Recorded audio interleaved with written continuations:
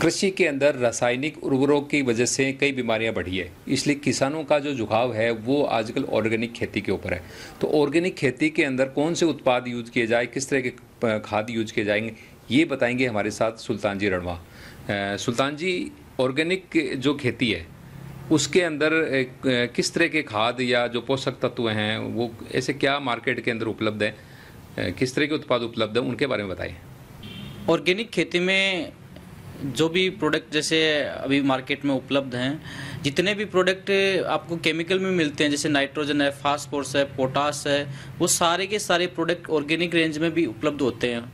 तो जितने भी किसान भाई हैं जो भी हैं, तो आपको सबसे पहले जो प्रोडक्ट जैसे नाइट्रोजन आपको चाहिए, यूरिया आप परचेज करते हैं, तो वो ऑर्गेनिक फॉर्म में भी आती है, फास्फेट भी आती है, ट्राइकोडर्मा भी आती है। तो वो सारे उन प्रोडक्ट को हमें तवज्जो देना चाहिए, न कि रासायनिक को।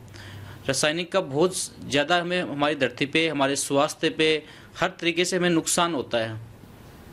और सबसे ज़्यादा तो आपका जो बजट है वो बजट ज़्यादा खर्च होता है रासायनिक खेती में। एक भ्रांति है, जिस टाइप की लोगों को बताते हैं भाई जैविक में ज़्यादा खर्चा है, उत्पादन कम है, तो ऐसा कुछ भी नहीं है। उसमें लागत भी कम है और पैदावार बहुत ज़्यादा होती है। जितने भी रिकॉर्ड बने हैं वो सारे रिकॉर्ड दोस्तों जैविक जो खेती है उसके उत्पादों के बने, चाहे गेहूं हो, चाहे गोभी हो, चाहे जो भी फसल जिनके रिकॉर्ड आप देखेंगे वो सारे के सारे किसान जैविक खेती करते हैं और अच्छा खासा उत्पादन ले रहे हैं। जहाँ एक हमारा गेहूं 1700-1800 में बिकता है, मैंने ऐसे किसान देखें 4,500-5 हज़ार रुपये क्विंटल के गेहूँ बेच रहे हैं जैविक खेती करके, और लोग लाइन लगा के खरीद रहे हैं। ऑनलाइन पहले पैसा जमा करवाते हैं, फिर वो प्रोडक्ट लेते हैं। तो हम सबको जैविक खेती की ओर आना चाहिए, वरना। सुल्तान जी, जैविक खेती के अंदर किसान क्या करें, मतलब सिर्फ गोबर का खाद इस्तेमाल करें या बाजार में और भी इस तरह के उत्पाद हैं, वो उन उत्पादों के बारे में बताइए। सिर्फ गोबर के खाद से भी काम नहीं चलेगा, क्योंकि हमारा ताज़ा गोबर होता है, जैसे वो उस गोबर को हम खेती में डालते हैं तो दूसरे साल तीसरे साल रिजल्ट दिखाता है। तो ऑर्गेनिक, जैसे मैं पिछले 8-10 साल से इस फील्ड से जुड़ा हुआ हूँ, तो मैं ऑर्गेनिक खेती की आप शुरुआत करते हैं, उसमें सबसे पहले जो प्रोडक्ट है जिसकी मैं बात करता हूँ, जैसे ये प्रोडक्ट मैं आपको,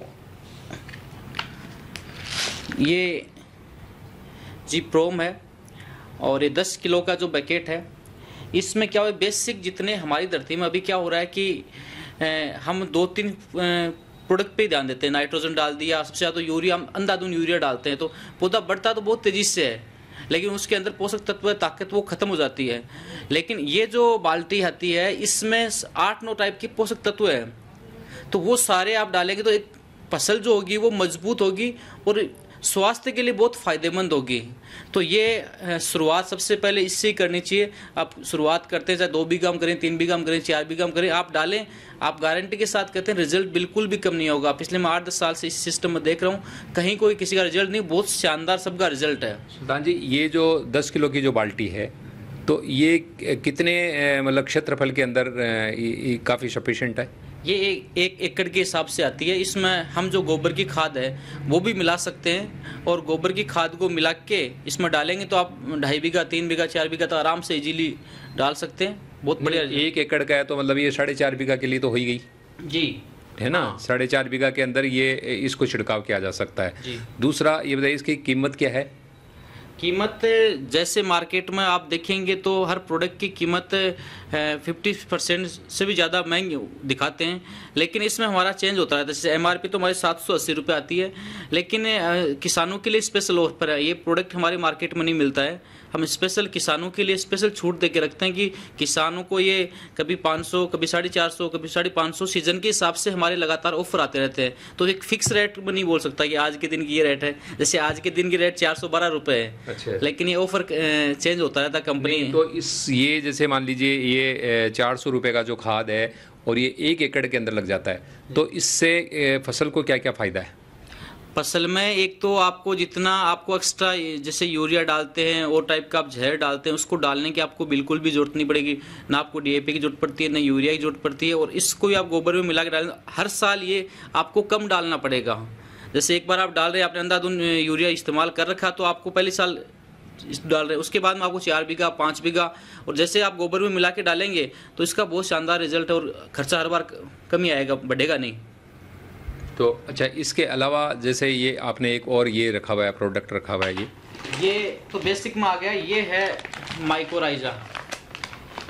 हाँ, माइकोराइजा प्रोडक्ट है और वैम, ये एक बायो फर्टिलाइज़र है, यानी एक तरह का खाद है। ये जो ज़्यादातर अभी फसलें आ रही है उसमें जड़ों की प्रॉब्लम होती है, पौधे हो चाहे फसल हो, जड़ों की बहुत ज़्यादा प्रॉब्लम होती है, क्योंकि हमें जहर ऊपर से डालते हैं तो बढ़ता तो ऊपर बहुत तेज़ी से है, लेकिन उसकी जड़ कमज़ोर होती है। उसको ये मजबूत करता है जड़ों के लिए।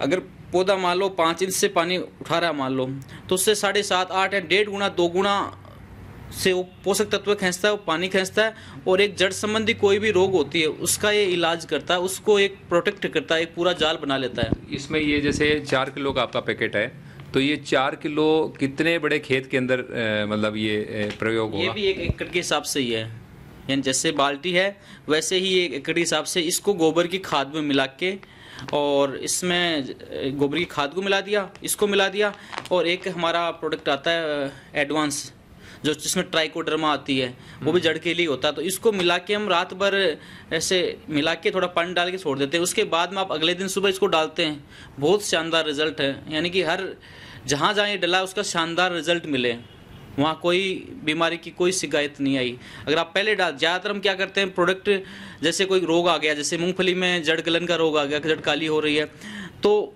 हम क्या करते हैं, जब आने के बाद में हम वो केमिकल इस्तेमाल करते हैं तो वो रुकता नहीं, जितना खराब होना उतना तो हो ही जाता है। आप ऑर्गेनिक करते हैं तो आप पहले से प्रोटेक्ट करें कि भाई ये रोग तो हर साल आता ही आता है, तो उससे पहले हम इसको ट्राइकोडर्मा है, जो ये चीज़ें वहम है, इसको मिला के हम पहले प्रोटेक्ट करेंगे, तो किसी टाइप का रोग आपको खेती को टच नहीं करेगा। तो ये मतलब आपने कहा कि अभी जैसे मान लीजिए मूंगफली की खेती है, मूंगफली के अंदर मैंने देखा है मेरे अपने खेत के अंदर ही काली जड़ होकर के कई मूंगफलियाँ खराब हुई है, तो ये किस समय देना चाहिए? मूंगफली की बिजाई के टाइम ही दे देना चाहिए या क्या मतलब टाइमिंग बताइए?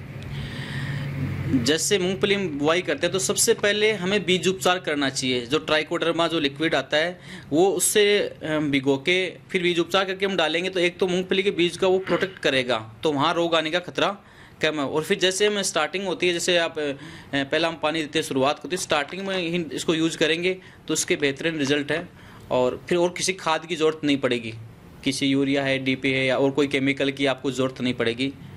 तो इससे आपका आराम 2-3 प्रोडक्ट से आराम से खेती हो सकती है। बाद दुनिया भर के नाम आते हैं, दुनिया भर की चीज़ें आती हैं, लेकिन ऑर्गेनिक में ज़्यादा चीज़ें की ज़रूरत नहीं होती, तो ये बेसिक इसमें सब चीज़ें आ जाती हैं।